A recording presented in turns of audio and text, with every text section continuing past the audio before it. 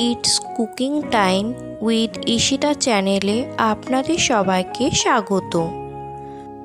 বাড়িতে থাকা কেবলমাত্র 2টি উপকরণ দিয়ে আজ আপনাদের রাবড়ি তৈরি করে দেখাবো।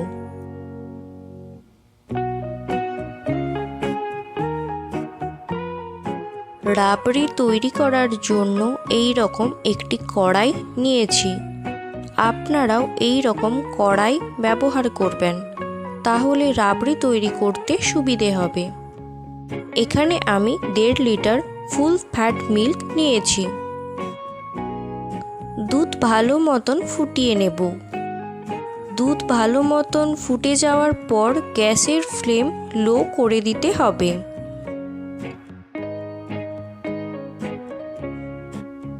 দুধের ওপরে সর পড়লে খুন্তির সাহায্যে এইভাবে কড়াইয়ের গায়ে লাগিয়ে দিতে হবে।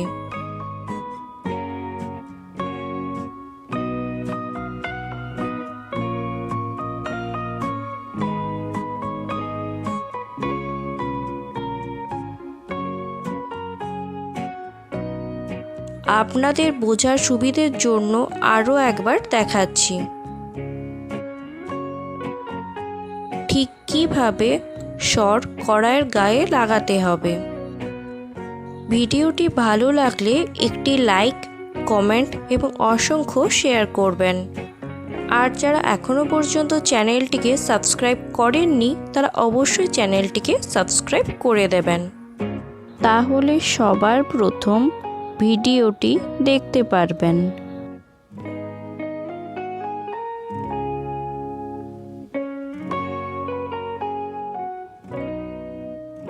দেখুন, এইভাবে বেশ কয়েকবার সর কড়াইয়ের গায়ে লাগিয়ে দিয়েছি।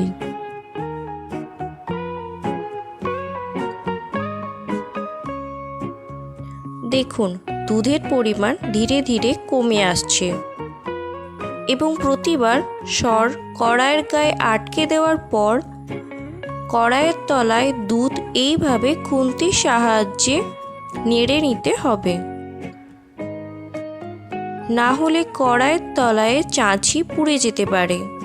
দেখুন, খুন্তিতে কোনো রকম চাঁছি লেগে নেই, তার মানে কড়াইয়ের তলায় ঠিকঠাক আছে, তাই খুন্তি পরিষ্কার আছে।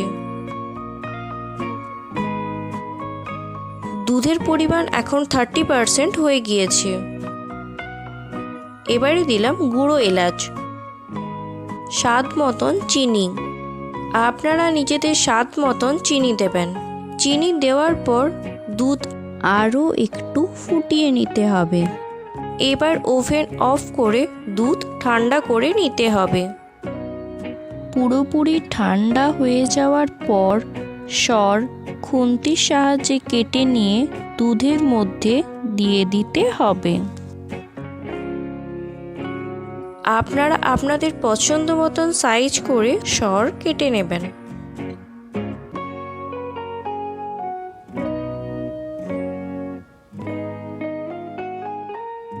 যদি কড়াই থেকে সর তুলতে অসুবিধে হয় তাহলে এইভাবে দুধ দিয়ে সর ভিজিয়ে নেবেন,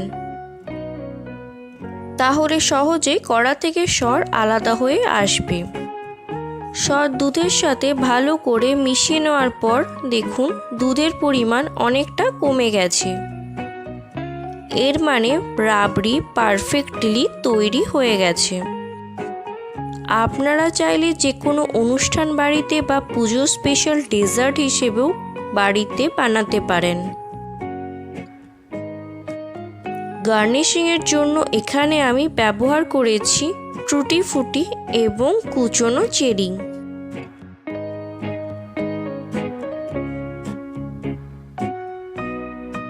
আপনারা আপনাদের পছন্দ মতন উপকরণ দিয়ে গার্নিশিং করতে পারেন। তাহলে আজ এখানেই বিদায় নিচ্ছি। দেখা হবে অন্য একটি ভিডিওতে। ভালো থাকবেন। ভিডিওটি সম্পূর্ণ দেখার জন্য ধন্যবাদ।